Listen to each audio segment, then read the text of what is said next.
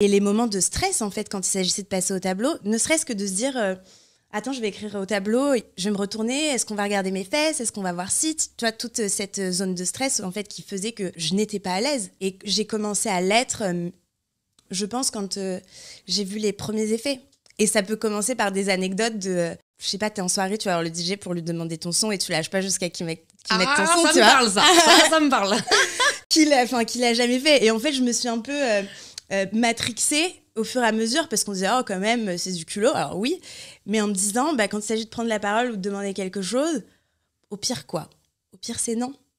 Et alors, personne aujourd'hui n'est jamais mort d'avoir pris la parole ou n'a tué quelqu'un en prenant la parole. En revanche, les mots et le pouvoir des mots peuvent créer des changements extrêmement puissants. Et donc, c'est quelque chose qui se travaille au fur et à mesure. Il y a des moments où je suis hyper stressée, quand je dois pas le faire dans ma langue. Juste là, en fait, aujourd'hui, avant de venir parler de quelque chose qui me passionne, on en a parlé un peu, c'est un premier exercice d'être filmé, d'être interviewé.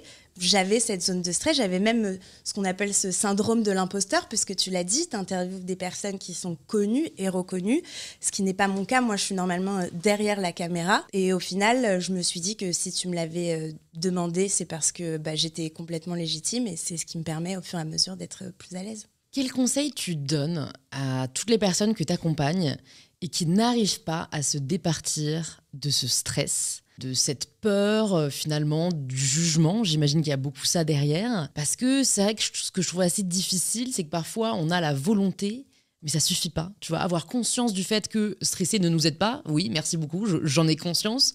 C'est pas pour ça que j'arrive à y aller très sereinement.